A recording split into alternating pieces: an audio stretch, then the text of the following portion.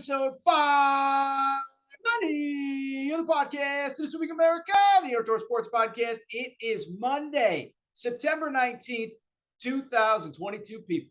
I hope everybody's doing well. I hope everybody is having a great day. I hope everybody is ready for what should be a loaded, jam-packed, that is right, another loaded Monday episode of the Outdoor Sports Podcast. Busy day in college football. Here is what we are going to talk about. We're actually going to open late night Pac-12, at least for now, after dark. USC looked awesome. USC won big again. And I'll tell you, I actually think this team might make the playoff this year. Did not think that. I am going to explain why I believe that very well could happen. From there, we will switch to the big one down on the plains. Penn State takes care of Auburn. I think this game not only said something about Penn State, but maybe the strength of the top of the Big Ten as a whole. I will explain that as well. Georgia, is it possible? How about my dogs? How about my dogs? Is it possible they're better than last year? I don't know that I'm there yet, but they are certainly making a compelling argument. And again, I think there is a bigger, broader conversation to have about them. Finally, we'll wrap with some other odds and ends. LSU looks good. My Oklahoma Sooners picked them to make the national championship game look great. I thought it was a good day for the Pac-12. I'll explain why. Our buddies at Kansas, how about the Kansas Jayhawks improving to 3-0? So loaded show today. So much to discuss. Let's get into it. Before we do, by the way, I should mention a couple things. First of all, as always, the Aaron Torres Sports Podcast, all of Aaron Torres Media. It is presented by the Betfred Sportsbook and the Betfred Sportsbook app. I have told you their story. It is incredible. Started in 1967, over 1,000 shops in the UK. They have come to the US, making a huge splash. I've told you already. I'm going to tell you again. Official betting partner of the Denver Broncos, of the Cincinnati Bengals, of the Colorado Rockies. They take care of their customers better than anybody. Just this Sunday, big, huge tailgate party at the Denver Broncos games, just giving away tickets. They did the same thing last week at the Cincinnati Bengals games. Watch party for the Arizona Cardinals in Scottsdale. So make sure you take advantage. Get in on Betfred now. And I'll tell you this, it's Monday. And how about this? We have 2 Monday night football games today. And Betfred Sportsbook has an incredible offer for first-time users. Bet $50 on either game, either side in either game. Get $250 in free bets, courtesy of the Betfred Sportsbook. Incredible offer. Make sure to take advantage. Great offer, great deal. We love working with Betfred. 2 Monday night games. There's no better time to get involved with Betfred right now. Thank you to Betfred. They are our presenting sponsor. Excited to be working with them. Really quickly, also, quick update, Bracket Fanatics, week 2 is mostly in the books. If you have not signed up yet for our weekly NFL Pick'em, it is not too late, okay? It is not too late to sign up for the Bracket Fanatics NFL Pick'em Challenge. Reno Gambler, shout out to Reno Gambler. As I told you on Friday's show, he won week 1, but week 2, we got 1 game left, and then we turn our attention to week 3. So if you have not signed up, Bracket Fanatics, join Bracket. The bracket is, of course, Torres. It is pinned at the top of my Twitter bio. You can find the link in the show description. Go ahead, bracketfanatics.com. Again, another great partner of ours. We are thrilled to be working with them. With that said, though, it is Monday. We have a jam-packed show, and let's get to the topic of the day. And I'll tell you this, today is one of these Mondays. I don't know that there is a super obvious number one lead topic that we got to dive into for 20, 25 minutes like there has been the last couple weekends. Obviously, last Saturday we had Alabama, Texas. We had Texas A&M. This weekend, you could go in a lot of different directions. Penn State getting the win at Auburn. Is that the biggest story? We're going to talk about that in a minute. Georgia dominating. Is that the biggest story? Texas A&M surviving by the skin of their teeth. Is that the biggest story? Instead, I want to start somewhere different because I saw something interesting on Saturday, and I don't think any other mainstream sports show and really college football show is going to start with this topic, but I think it's a very interesting one. And it starts with, as I said, late night, Pac-12-ish after dark. Can we call USC and UCLA Pac-12 after dark? I do not know. But where I want to start is with USC against Fresno State. It was not a marquee game, but I do think there was a marquee story that came out of it. for people who stayed up late, credit to USC. It was never really close. The final score was 45-17. Now, Fresno's starting quarterback got hurt late, but this one was never really in doubt. USC was up 14-0. They were up 21-3. They were up 42-17. It was never really competitive at any real point.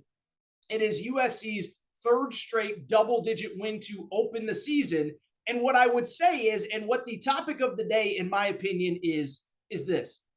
Is USC already in year two a playoff contender and maybe a favorite to make the playoff? I wouldn't have said it a month ago. I wouldn't have said it a week ago. But after watching USC, I'm telling you, I think this is a team that is good enough to make the playoff this year. And I almost feel like it's more of a sure thing than a lot of other teams. Now, before we get into it, a couple of things. One, I do want to reiterate a not a topic, but a thought and a theme that I say often. Just because I say USC is a playoff contender doesn't mean they're a national championship contender. Big difference, right? There's a difference between what it takes to get to the playoff and win games once you get there. We saw it with Cincinnati last year. Ironically, we've seen it in the past with Lincoln Riley's Oklahoma teams. So I'm not saying they're going to win the national championship. I'm not saying if you put them on a neutral field with Georgia, they're winning convincingly and Kirby Smart's overrated and Lincoln Riley fight on. Like, that's not what I'm saying at all. And what I would also say is this. I do think that when I look at this story, maybe the conversation, the more that I think about USC, the more that I do think, like, maybe we shouldn't even be talking about the playoff this early altogether. Because what I would say is, before we even get into why I think they can make the playoff, I need to give them credit for something completely unrelated to the playoff that has nothing to do with the fact of whether they'll make it or not. It is the fact that I think, despite all of the crazy expectations coming into the year, I do think USC is very much ahead of schedule in the Lincoln Riley era in year one at USC. And let me explain. Listen, when Lincoln Riley was hired, we all loved it. I remember recording this podcast in this same seat 9, 10, 11 months ago, whenever it was, early December when Riley got hired. I said, this is one of the great hires I have ever seen in my life. And even in the lead up to the season, I absolutely thought that USC was going to be good, really good, and maybe in a perfect world, they were going to be able to compete for a Pac-12 title. At the same time, though, listen, college football is hard, man. Like, listen, I know we get spoiled by certain guys and certain coaches and certain teams and certain programs. College football is really hard. And so when we look at USC, I think they're so far ahead. Just think about all of these coaches through all of these years and the fact that it is not easy to take over a program and in year one have immediate success. Nick Saban, remember, he lost to Louisiana Monroe in year one at Alabama. Kirby Smart went 8-5 in year one at Georgia with a loss to Vanderbilt. And I know the SEC is different than the Pac-12, but what did I just tell you? Kirby Smart lost to Vandy. Nick Saban lost to UL Monroe. You go back to last year, Steve Sarkisian ended up with a 5-7 season, lost to Kansas that all of a sudden maybe isn't quite as bad as we thought. But I bring it up to say that taking over a college football program is hard. And so far, Lincoln Riley has made it look easy. That is the most impressive part to me, and why, yes, we're going to talk about the playoff in a second. But to me, just what they have done so far is the most impressive part at all. They have come in, they have completely flipped the roster, and they are operating at an insanely high level. I mean, just think about what Lincoln Riley did in the offseason, and this is part of why I had hesitation on USC in the first place.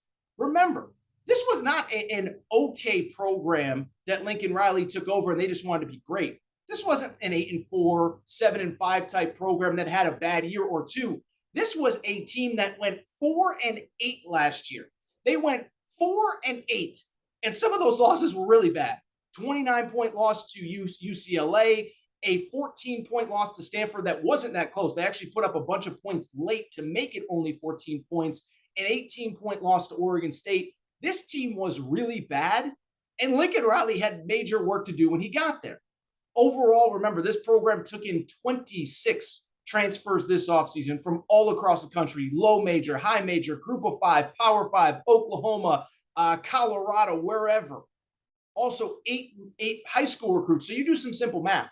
They turned over like 40% of their roster, 32 players that are new to the program. And so when I look at them, that's what's most impressive to me. 32 new players from 32 different places and 85 players that are adjusting to a new coach, a new, scheme, new whatever, everything that comes with just even having a new coach. And then on top of that, you have a scenario where there are 32 players that have come from completely different places, not only dealing with a new coach, but a new way to practice, a new way to lift, a new way to eat after practice, a new way to recover, a new way to get like all of the things that go into this. It is not supposed to be this smooth. Yet here we are. And as I said, USC with 3 wins, all by double digits. None of them have been particularly competitive. And more than anything, I just got to say, this team and this program feels like it's ahead of schedule. I was watching them on Saturday night, and it literally looks like Lincoln Riley just picked up his Oklahoma program, took it, plopped it down in Los Angeles, new jerseys, a new visor, and they are the exact same team as last year. And that is the most impressive thing to me. But that's also not why you came here, and that's not why I led the show with them, because they look impressive or they're ahead of schedule. I'm leading the show with them because I believe this can be a playoff team this year. Now, what is the big knock on USC? What is the reason that when I say that, all of you are going to say playoff, you're going to do the Jim Mora, not Jim Mora Jr., who coaches at UConn now, Jim Mora Sr. Playoff, playoff. We're just trying to win a game, playoff. Here's why. Okay, so first of all, the knock on USC right now, the defense isn't very good. And listen, I'm not going to fight you on the fact that the defense isn't very good. They're ranked 83rd in the country right now. They are behind an Oregon team that gave up 1,000,000 yards and 1,000,000 points to Georgia in week 1. They are behind, a Louisville team that has given up a ton of yards early in the season. They are behind all sorts of teams that, are not, all these teams that are struggling. USC's defense is in some ways statistically worse than them. But what I would also say is, for everybody that criticizes, there's no way USC can win at the highest level playing defense the way that they are. Well, there's a couple things here that we have to consider. One, what is the old saying? There are lies, damn lies in statistics. Well, just saying that USC has the 83rd ranked defense is a little bit misleading, and let me explain why. Because that is just giving up yards is just one element of defense. And here is the crazy part about this situation at USC. Do you know who is number 1 in the country right now in turnover margin? It's USC. They've forced 10 turnovers so far this season. By the way, you know who has a top 10 red zone defense right now? It's USC right now, this second, as a top 10 red zone defense. I actually saw a funny quote from one of their players. I believe it was Shane Lee, their starting linebacker. And he basically said, just because we give up a lot of yards doesn't mean we give up a lot of points. And while I don't know that that's something you want to print on T-shirts and like brag to the world about, he's not wrong. And I do think that's part of it. Like, you can just sit there and say they give up a lot of yards. Yeah, they give up a lot of yards, but they aren't giving up a lot of points. And I think that's important. 10 total turnovers, 3 defensive touchdowns. That matters. You know what else matters? This offense is so good. I don't know how many games this year the defense is going to be impacted on. Think about it. This offense is humming again, even at a level that I did not think it was going to look so good at in year 1. Now, I know Caleb Williams is a star. I know Jordan Addison is a star. But again, to ask all of these guys to come to USC in year 1 and just immediately flip a switch and just get it rolling, that's hard to ask, yet that's exactly what they're doing. Number 11 right now in total offense, USC is. They are putting up more yardage than some really good teams early on, including Oklahoma, including an Arkansas team that runs the ball right at you, including a Michigan team, by the way, that has played Hawaii, Colorado State, and UConn. Ole Miss, who we love, is behind USC. So they are moving the ball at will. And what really impresses me about this team, it's not just that they're moving the ball. It's the fact how they're doing it. Every game's a little bit different. Caleb Williams, 341 yards passing against Stanford 2 weeks ago. Saturday night, it was the run game. 2 different running backs with over 100 yards, Travis Dye and Austin Jones. And so you look at this team, they have multiple ways to beat you on offense. It isn't just the quarterback. It isn't just the run game. It isn't just one player. It isn't just this. It isn't just that. They can beat you in a lot of different ways. The other thing that I was thinking about, and I actually heard Joel Klatt from Fox say this, I thought he brought up a great point. It's not as though Lincoln Riley has never been in this situation before with an elite offense, a really bad defense, and still found a way to make the playoff. Remember the 2018 season? I give Joel Klatt credit for this. I want to make sure I credit him because he was the one that brought it up. Do you remember the 2018 season? That was the Kyler Murray Heisman Trophy season.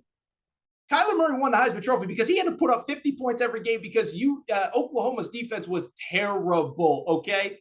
I looked it up today. Here were Oklahoma's final 4 regular season games. A 51-46 victory over Texas Tech. A 48-47 victory over Oklahoma State. A 55-40 victory over Kansas, and that was not when Kansas was good, people. And oh, by the way, a 59-56 Black Friday win against West Virginia. Look at those again. The last 4 games, they gave up 47 points, 40 points, 56 points, 46 points, and they still managed to win the Big 12 and make the playoff. And so why can't USC? The Big 12 back then, I would argue, was probably tougher than the Pac-12 is now. Why can't USC do it? Look at USC's schedule and tell me there are guaranteed losses on the schedule. They don't exist. Obviously, the toughest game on the schedule remaining, Utah, that's a couple weeks. We're going to learn a lot about USC, right? Because Utah does this, the one thing that USC has no answer for, I don't believe, in this era of USC football. Utah is tough. Utah is physical. Utah is mean. And they are going to run the ball right at you. And I don't know that USC can stop that. But if USC wins that game, and oh, by the way, even if they lose it, if USC wins that game, look at the rest of the schedule. The Pac-12, by the way, has 2 other teams ranked in the top 25 outside of Utah, outside of USC. USC does not play Oregon. USC does not play Washington. And while I do think there are some traps along the way, starting this weekend against Oregon State on the road, you look at that schedule, you find me 2 guaranteed losses. Even if you play Utah, you can still lose that game and make the Pac-12 championship game. Remember, this year, Pac-12 championship game, it is the 2 best teams in the league, 2 best win-loss records in the league. It is not East or North and South, excuse me. And so USC, in theory, could lose to Utah, still get to the Pac-12 game, and beat them there and make the college football playoff. And again, you look at the rest of the schedule. Yes, Oregon State is tough, and I think they're going to be a challenge this weekend. Washington State just won at Wisconsin. Arizona is improved. But also Arizona just almost lost to an FCS team on Saturday night. Cal is not good. They lost to Notre Dame, who loses to everybody. Notre Dame is not itself. USC plays them late. Colorado might be the worst Power 5 team in college football. So I don't want to beat a dead horse. I don't want to beat this into the ground. But I look at USC. I'm telling you, they're ahead of schedule. They look better than I thought they would. And I really do think, you're going to think I'm crazy.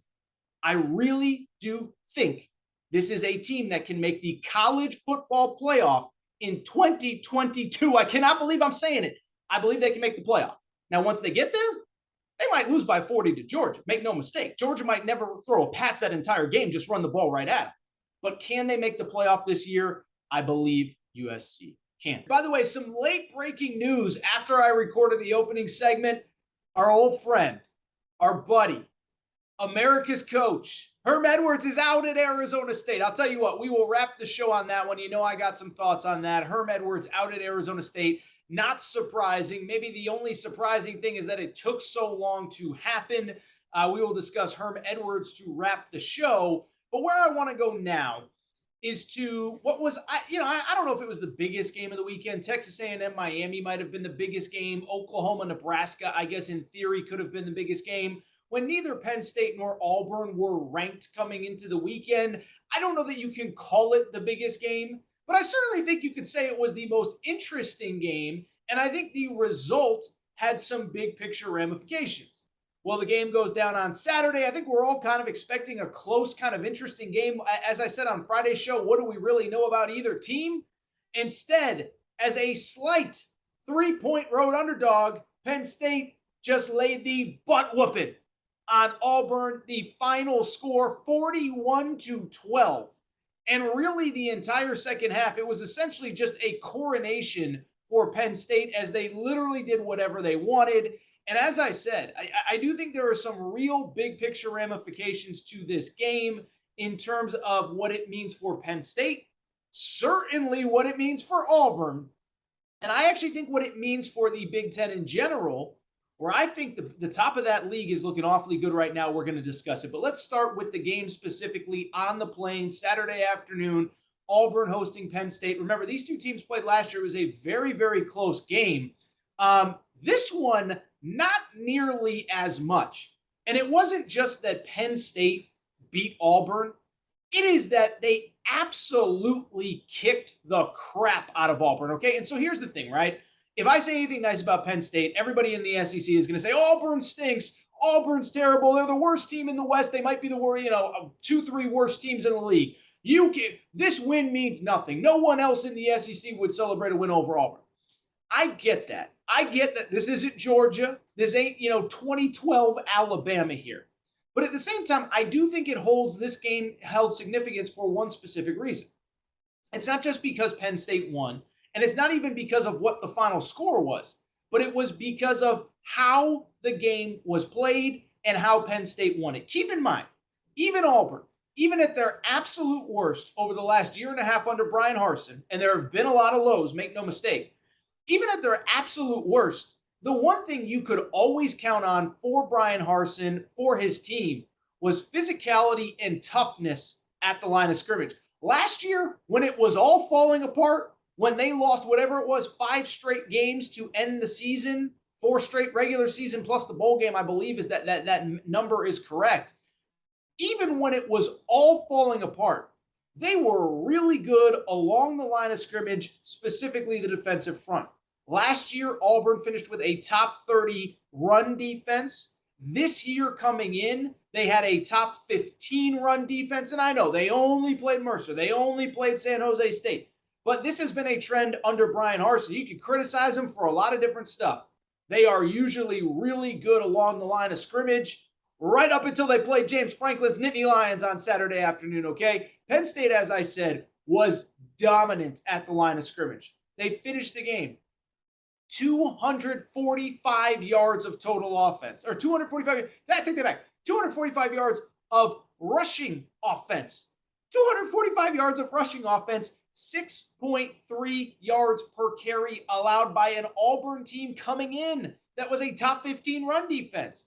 And then, oh, by the way, on the other side of the ball, Penn State held Auburn to just 119 yards rushing on 36 carries for right around 3 yards per carry. And so, again, I don't care where Auburn ranks in the SEC, and I know it's towards the bottom. I'm not claiming they're Georgia. I'm not even claiming they're Arkansas or Kentucky. But at the same time, that was a physically impressive performance by Penn State. It was physically impressive along the line of scrimmage. I should add physically impressive for a couple young running backs. Nicholas Singleton, if you did not know that name coming in, you know it now. 5-star, was the number 1 ranked high school player in America, or number 1 ranked running back in America last year. 124 yards rushing, 12 yards per carry. He broke a nasty run in which he basically outran the entire Auburn defense. That basically put the seal on the game. A 54-yard run early in the fourth quarter made it 38-12. That's when you knew Auburn was not coming back. Credit, by the way, also Katron Allen, another true freshman, looked really good. 52 yards, 5.8 yards per carry, 2 rushing touchdowns. Penn State was dominant. Penn State physically kicked the crap out of Auburn, and it's especially impressive for a Penn State team that this is not who they have been through the years, okay? And so when I look at this game, I think there's really 3 things that stand out that I want to talk about in the bigger picture for Penn State and the Big Ten in general. First of all, why this win was so important is it's because it has run counter to everything that James Franklin is and has been about since he got to Penn State. Listen, I don't dislike James Franklin as much as most people, and we're going to get to that in a minute. But I talked to a couple Penn State fans on Sunday morning, and they said, you can like him, you can dislike him. But through the years, the one thing that we have never physically dominated a good team from a good league. Not talking about an FCS school or a MAC school or even a bad Big Ten school. We have not physically dominated anybody like that, really, maybe in the entire James Franklin era, but certainly not against a team with the quality of athlete and a quality of defensive lineman like Auburn. So that is important. Remember, Penn State finished 118th in rush offense last year, and it wasn't like they didn't try. They just couldn't move anybody. And so that's why this game was so important. They did something that they have not been able to do at any point, and it's nothing but a positive sign. My second big takeaway, I'll just say this really quick. I don't get why everybody doesn't like James Frank. James, there are certain guys on social media, and I know social media is not a be-all, end-all.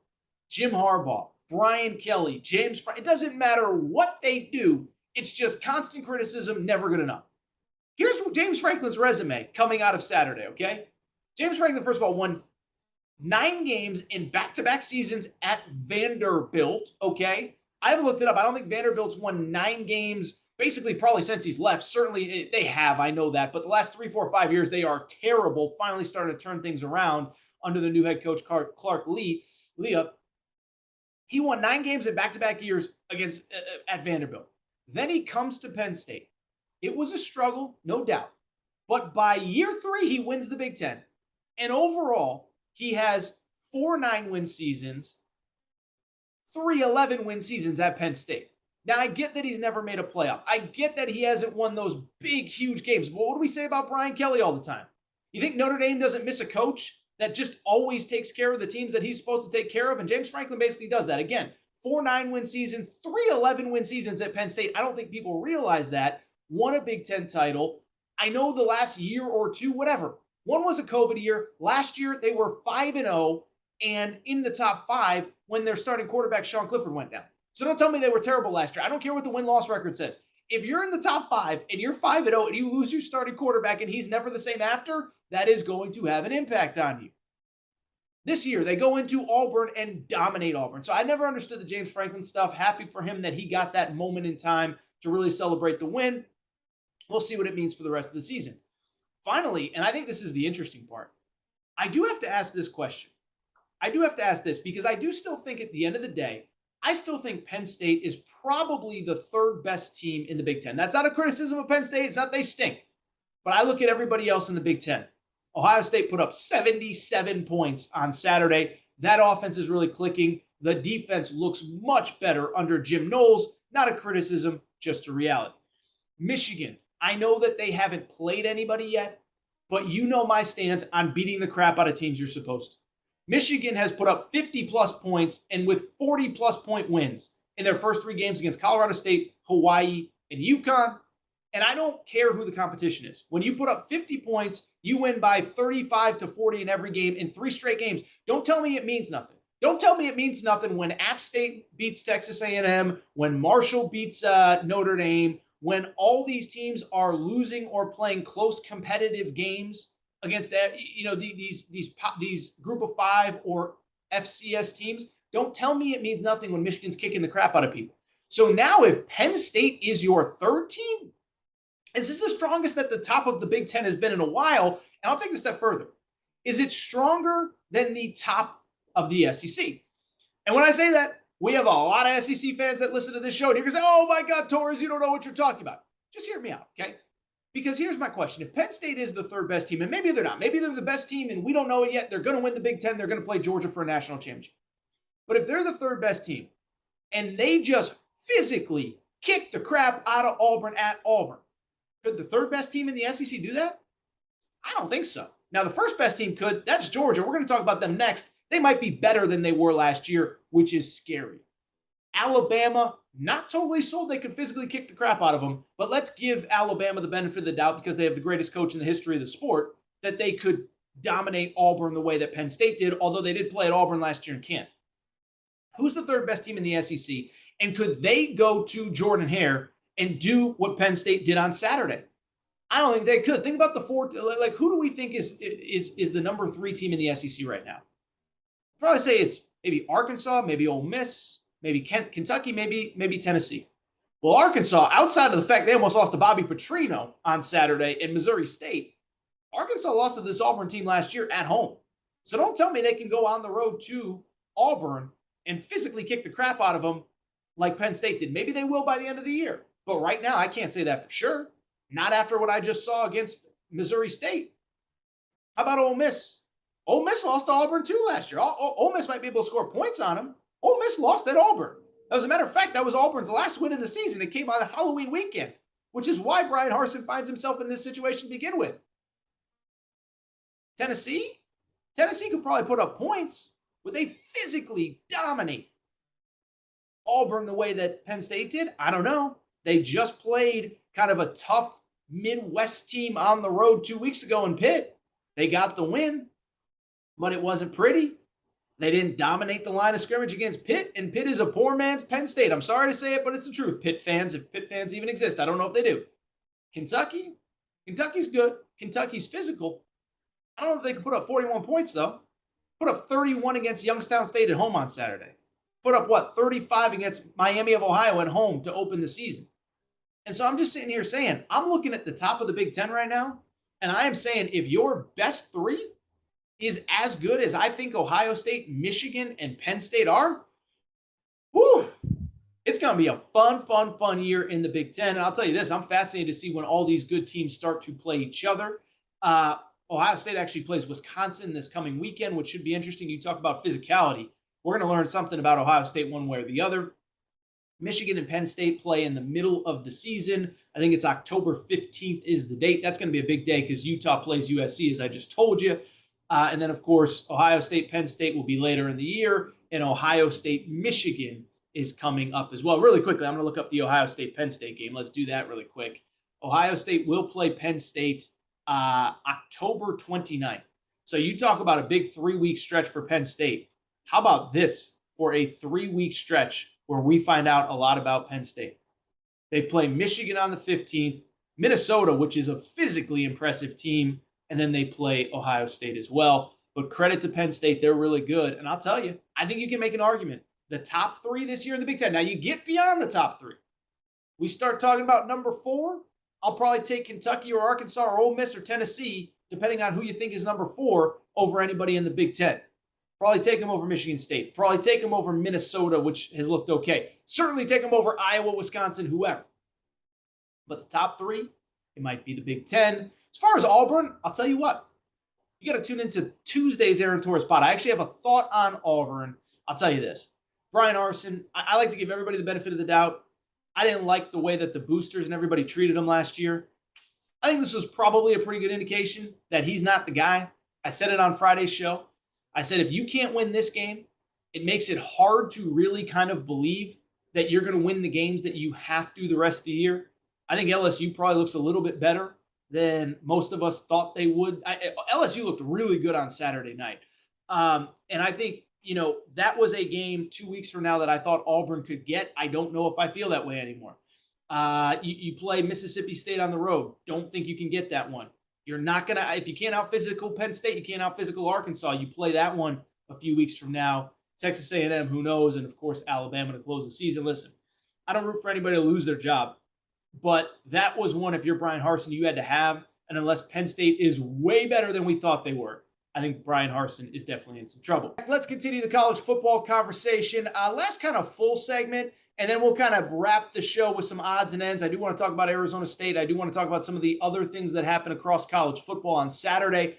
But I do want to right now go to the number 1 team in the country who has absolutely been phenomenal so far. I'm, of course, talking about the Georgia Bulldogs. 2 weeks ago, they played Oregon on Labor Day weekend. It was an absolute bloodbath in Atlanta. Final score 49-3. But that was on a neutral field. We didn't know how good Oregon was. They take care of Samford last week at home. And Georgia had a second intriguing matchup early in the season. It came against South Carolina in Columbia, a rivalry that the last couple of years hasn't been all that competitive, but South Carolina, Georgia, they recruit a lot of the same guys. Like, there's a lot of kind of overlap with those programs. A lot of people thought it could be close. Georgia was a 24-point favorite. There's no way they should be favored by that much at home. Instead, Georgia absolutely obliterated South Carolina like they absolutely obliterated Oregon a few weeks ago. And it's raised an interesting conversation in college football. Is this year's Georgia team, the 2022 team, actually better than the one that won the national championship last year? I'm not quite ready to go there. I do think it's a fascinating conversation, though. First of all, Saturday was just, it was domination, and there was nothing that South Carolina really did wrong other than having inferior talent like everybody else outside of maybe 1 to 2 teams does. That's not a South Carolina thing. That's very much a Georgia thing. But my goodness, did they jump on them early and never let up. Georgia led 14-0 after the first quarter. They led 24-0 in halftime. They led 45-0 after 3 quarters. By then, the starters were long gone. And what I would tell you is if you watch the game, it was even more dominant. Georgia finishes with 547 yards of total offense. Stetson Bennett all of a sudden looking like a young Johnny Unitas or Johnny Manziel, or call him Stetson football baby, because this guy is slinging the rock all over the field. 339 yards passing, 11 yards per completion, 3 touchdowns. And the run game wasn't very much, it wasn't a snoozer either. Finished their game, the Georgia run game finished with 208 yards, 6 yards per carry, and they just absolutely overwhelmed the South Carolina Gamecocks, who were never in this game, and it was never close. And so when you factor in what they did on Saturday with what their season-long stats are, I mean, it is mind-boggling what Georgia has done so far this year, okay? So on the season, they've played 3 games now. Oregon, which, by the way, started the year in the top 15. They're still in the top 25, 49-3. Samford, 33-0 last week. And, of course, this game against South Carolina, 48-7 final score. Not great at math, but that is a grand total of outscoring your opponents by 120 total points through 3 games, 132. Let me backtrack. Let me take a deep breath, because Georgia's getting me all hot and bothered here talking about it. Georgia has outscored their opponents by 120 points through 3 games. That's an average of 40 points per game through 3 games. They've outscored them 130-10 total. How about this? They've outscored their opponents 82-0 in the first half. 82-0 in the first half. I didn't even look up the through 3 quarter stats. Every point that Georgia has given up is after the third quarter, when the game has long been decided. And so what is especially impressive to me is a couple things. One, at least with the week 1 win over Oregon, I don't think Oregon's a bad team. Oregon just beat a top 15 team at home in BYU by 21 points. So Oregon might be good. I don't think South Carolina is that bad. But what I think is pretty surprising to people is how this Georgia offense has looked, right? Because last year we think about last season. We think about that historically great defense. I don't think people realize the defense has been really good this year. They've given up some yards and some points late. The offense has been, to me, what stands out the most. Did you know that right now, Georgia, the team that we said was the last, they were the last ones holding out. They didn't want to have a dynamic quarterback. They just wanted to run the ball and play defense. They have the number 6 total offense in all of college football right now. Number 6 in the country. They're averaging more yards per game than the USC Trojans, who I just talked about. They're averaging more yards per game than Ole Miss with Lane Kiffin, maybe the best offensive mind in the sport. They're averaging more yards than UCLA, who's a really good offense. I know nobody watches UCLA even in their home stadium. They're a very good offense. Bama. Georgia is outpacing Bama by a mile. How about this? They're top 5 in the country in yards per play. They're averaging almost 8 yards per play, the Georgia offense is. USC is kind of on par with them, but the difference is USC needs every single one of those yards because the defense is terrible. Georgia, that's a different ball game altogether. Georgia's offense has been incredible early, and that to me is the biggest difference. Elite offense with what is an increasingly elite defense, which brings us to the question. Is Georgia better than last year? I'll say this. I am not right now at this moment. I'm recording here late on the night of September 18th. You're listening on September 19th.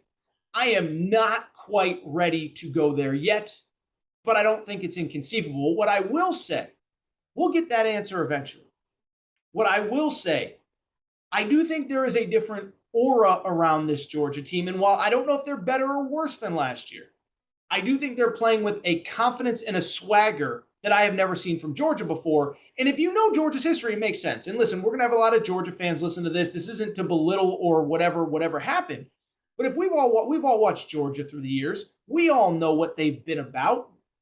And they're kind of a program that you kind of were always just waiting for the bottom to fall out on them, right? Bad loss, weird break, this, that, the other thing. Something bad is going to happen. And even into last year, even as Georgia has elevated its program under Kirby Smart, I think there was always that thing in the back of the head of, oh, we're going to destroy Vanderbilt and we're going to destroy Auburn and Mississippi State and whoever else is on the schedule. But what happens when we get in that big game? Are we really that good? Are we paper tigers? Can we really beat the teams that we have to win that ultimate prize? To win, as my buddy Chris Plank, who calls Oklahoma Sooners games, can we win the skinny trophy? That's what Chris Plank calls it. I love it. And that was the question with Georgia.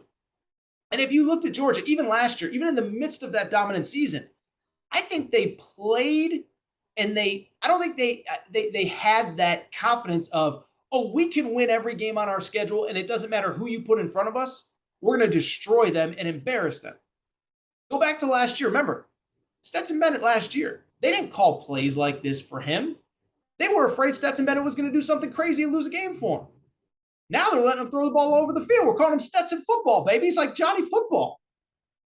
Brock Bowers, did you see they ran a reverse for their 230-pound tight end? They are calling plays and acting like a team that is afraid of no one. And so I don't know if they're better, but to me, there is a level of confidence, a level of swag of put anyone you want in front of us. We don't care. We're going to destroy whoever you put in front of us because practice Monday through Friday is tougher than the games itself. I'll tell you a quick side story. We'll kind of wrap this segment. Years ago, when I worked at FoxSports.com, I did a story on the early 2000s Miami Hurricanes teams, okay? I interviewed everybody on that roster except for a player or two. I interviewed Ed Reed, Andre Johnson, trying to remember, Vernon Carey, who was a multiple-time Pro Bowler, Frank Gore. I interviewed Clinton Portis, Phil Buchanan. I mean, first rounder, intro role. And the one thing those guys all told me was this. We had so much confidence going into Saturdays because practice Monday through Friday was a lot tougher. We knew no matter what you threw at us, we had already seen something better in practice every day. Doesn't Georgia kind of walk into the building like that right now? They walk into the building like all of the great programs in my lifetime. I'm in my 30s.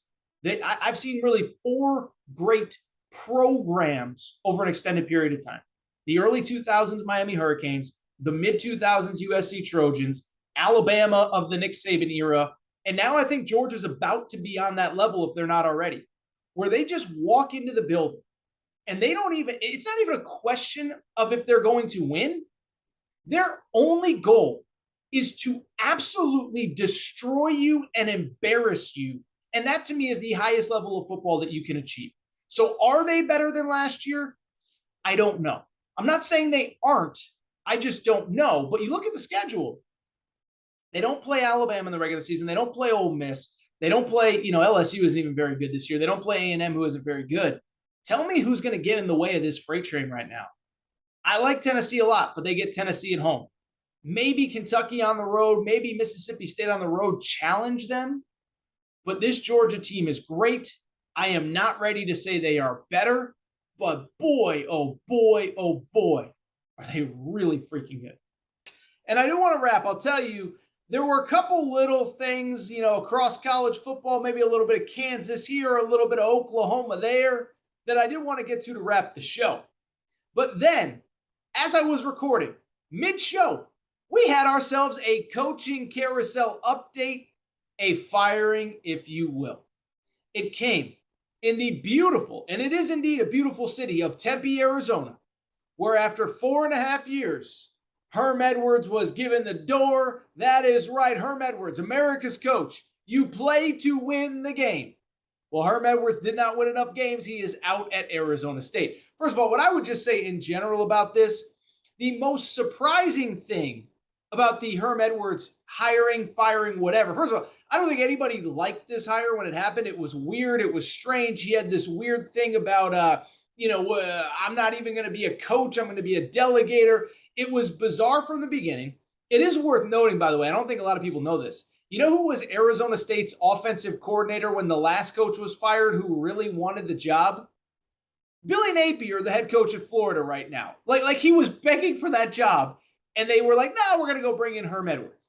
But Herm Edwards is fired. And what I would say is I think the most shocking part of the entire deal is that it didn't happen sooner, right? I think for people who have not followed this story or whatever, Arizona State is in the middle of a very bizarre NCAA investigation that frankly probably should have cost Herm Edwards his job about 18 months ago. Remember, during COVID in 2020, Arizona State was one of only two schools to this point that got caught bringing players on campus for recruiting visits. And beyond that, here's the crazy part. Not only were they bringing kids on campus for recruiting visits, they took pictures. There were receipts. There was a litany of things that we found out about all of those visits after the fact, all documented by Arizona State. It was the sloppiest, clumsiest NCAA violation that I've ever seen. I've said for a long time, listen, so here's the thing, right? We live in a different world because of NIL.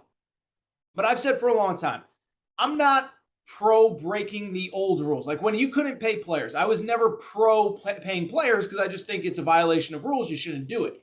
But I understand where somebody would sit there and say, I think my competition is doing that. I think I have to do this to keep up. Arizona State literally broke a rule that everybody else was abiding by. Remember, if you go back to that time, the NCAA had a dead period, and the NCAA had a dark period. No one could bring kids on campus, and that's why I said Arizona State breaking those rules was one of the dumbest things that I have ever seen covering college sports, because they were breaking a rule where nobody had an advantage. It'd be one thing if, say, they're in the Pac-12 and Utah and Colorado and the Washington schools and the Oregon schools can bring kids on campus, but Arizona State cannot. No one could bring kids on campus, so you're breaking a rule to get an advantage that nobody else has. And if you get caught, what I would say is the positive and negative, the upside versus downside of actually it just wasn't worth it. So what was crazy about this whole story is that if you remember, this story really broke in the summer of 2021. So before last season. And at the time, Arizona State got rid of 2, 3, 4 assistant coaches. Then after this past season, Arizona State got rid of really Herm Edwards' right-hand man, Antonio Pierce, longtime NFL player. He was Arizona State's defensive coordinator, recruiting coordinator. And so the question isn't, how did Herm Edwards get fired on Sunday? It was, why did it not happen sooner? And that was really the bottom line with this firing. Well, we all know why it didn't happen sooner. If you remember, I told you this story when we kind of did the preseason coaching carousel. It's because his former agent is the AD at Arizona State. So if you just want to know a 30,000-foot view, how crazy things are at Arizona State, Herm Edwards got the job. And Herm Edwards got the job because his former AD or his former agent, Ray Anderson, is the AD at the school. And so it speaks to how crazy things were. And it speaks to the fact that this was coming. Now, again, it probably should happen before the 2021 season. I think it certainly should have happened after the 2021 season, where a couple things happened. The team was fine, nothing special. You have an ongoing NCAA investigation. And then on top of that, NIL hit, and you have this weird conglomerate of NCAA investigation here with NIL there, and you just saw a lot of players leave the program.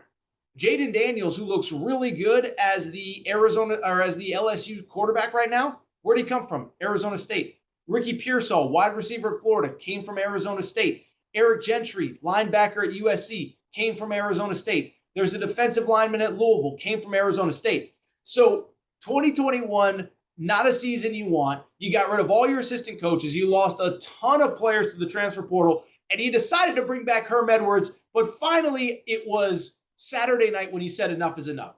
That was when they lost to Eastern Michigan. Now, I was going to say Michigan State. That's not a bad loss. They lost to Eastern Michigan 30-21 in a game where they just looked terrible from start to finish. Eastern Michigan was actually up 24-14 at halftime. Eastern Michigan outgained Arizona State. And Herm Edwards was finally let go. And I thought it was very interesting in the press release. Herm Edwards, I take that back. In the press release, Herm Edwards said, the AD said, he didn't meet the level that we were all hoping for, which that's factually correct. But I found it interesting in a report from one of the Arizona State sites. Essentially, they cited something I've talked about for a long time. The demands of being a Division I head coach were too much for Herm Edwards. And this is just, by the way, a big picture key to always keep in mind with you. There's a lot of guys that come from the pros that think, I have this NFL background, this NBA background. I know X's and O's. If you're not willing to recruit, if you're not willing to recruit your butt off, it is not going to work. The coaches who have come from college, come from the NFL or NBA to college, the ones that succeed, they all have one thing in common. They love to recruit. Pete Carroll loved to recruit. Eric Musselman, the Arkansas basketball coach, loves to recruit. Juwan Howard, the Michigan basketball coach, loves to recruit. Chris Mullen did not love to recruit at St. John's. I don't get the sense that Patrick Ewing loves to recruit at Georgetown. Herm Edwards clearly did not love to recruit at Arizona State, and that was what ultimately cost him the job. Now, before we get out of here, I do kind of want to look ahead, because what I would say is I live, and I think most people know this, but I live in I guess you call it the Pac-12 footprint. I live in LA, which is now Big Ten country. But because I live on the West Coast, I think I have a little bit more insight into the Arizona State program. And let me tell you this. Over the next 24 to 48 hours, you're going to hear a lot of people who cover college sports, cover college football say, Arizona State is a sleeping giant. Arizona State, they just need the right coach. I am here to tell you, at Arizona State, it is much more complicated than that. Now, what I will say, Tempe is a beautiful city, right next to Scottsdale, right next to Phoenix. It's beautiful. One of my best friends went to grad school at ASU. I'm not going to lie. Literally lived on his couch for about 6 weeks. Probably the best 6 weeks of my life. A lot of stories that I can't share. I'm a married man now. I'm old. Nobody cares anyway. But there's a lot of stories I can't share from my time at ASU. But what I would tell you is, from the athletic department, it is not as good as it should be. Now, I've been saying, dating back to that time, that Arizona State should dominate in every sport. Beautiful campus, 60,000 undergrads. For a male athlete, there's a lot of, visually, pleasant things to look at. There's a lot of beautiful women. That's what I'm basically going to say. Beautiful women, beautiful campus, beautiful city, nice weather. It should be great. There is a reason, though, that not only is Arizona State not great at football, not great at basketball, I don't know if they're good at anything right now. And it really boils down to the school, the administration, and why I don't believe that Arizona State is going to knock this hire out of the park, get the coach that they want, and everything's going to be resolved. First of all, I do think it's important to note the school is currently in the middle of an NCAA investigation. Now, we all know the NCAA is kind of in this weird middle ground of what's the future of the NCAA, and we've seen reports that they don't want to give out postseason bans anymore or scholarship reductions. They don't want to punish kids that are currently on campus. But some kind of punishment is coming to the school, and I don't think it's that good of a job where you're willing to kind of just say, you know what, whatever the punishment is, I'll take the job anyway. If this was LSU, if this was Ohio State, if this was Penn State, you probably feel a little bit different. I don't know about Arizona State. I don't know you're going to put your career on the line to go to Arizona State. But beyond that, what I would also say is a couple other things. One, the administration is clearly a mess, okay? The school president really doesn't care all that much about sports, which is fine. Like, it's not his or her prerogative to always have to love school sports. But it kind of shows you how dysfunctional this place is, that one, Herm Edwards' agent is the AD, that Herm Edwards was allowed to be hired, and that Herm Edwards was allowed to be retained during an NCAA investigation. And so the school administration is a mess. I wonder if the AD is even going to be there beyond this season. And then on top of that, there's other logistical issues as well. Listen, again, I live in Pac-12 country. I know coaches in the major sports there. I know people in the administration there. I can tell you they're behind on a lot of things. They're behind on NIL. I can't explicitly say that's why they lost the players that they lost, the Jaden Daniels is to LSU, Ricky Pearsall to Florida. I can't say that, and it's not my place to say. What I can tell you is I've been told by multiple coaches there, they are behind on NIL. By the way, it's worth noting that after spring practice, when they lost a bunch of guys to the portal, they started their first collective about 6 months ago to kind of combat NIL. The fan base isn't there. The fervor isn't there. The excitement isn't there. Listen, sometimes I think these conversations about, oh, that's not an SEC. Like, we know the SEC loves its schools its teams more than anybody else. We know the Big Ten has some great fan bases. Again, Ohio State, Wisconsin, Iowa, Penn State, whoever, Michigan State. The Pac-12, it is not that, at least not at Arizona State. And so when I look at this job, I'm just going to be realistic. You're going to hear big names. You're going to hear, oh, it's a sleeping giant. I don't buy that at all. I think they're going to look for one of two things, and probably more specifically, one things. My guess would be it'd be a young, dynamic, up-and-coming guy that's looking for a big shot at a big-time school. I don't get the sense that they're going to get a great candidate. I don't get a sense that they're going to get, say, a Deion Sanders. People are going to say Deion Sanders, which we're going to talk about maybe on Monday's Aaron Torres pod, Tuesday's Aaron Torres pod. I don't think Deion Sanders is coming to Arizona State. As a matter of fact, I would say almost with certainty he's not coming. I don't think anybody that has a good job is leaving for this job at this specific moment. And so I think it's either a retread guy or a young up-and-comer. And I think they even kind of shy away from the retread guy because of the Herm Edwards experience. So that is the Arizona State deal. Fascinating deal. The Herm Edwards situation came to an end. It seemed like he was just ready to move on. Again, be warned. You hire these guys with no college experience, it's a grind. Arizona State now looking for a coach. Listen, I'll be honest.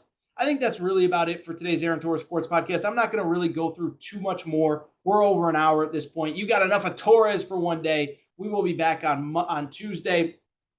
The only other things we missed, first of all, shout out to Kansas, 3-0. How about them Jayhawks?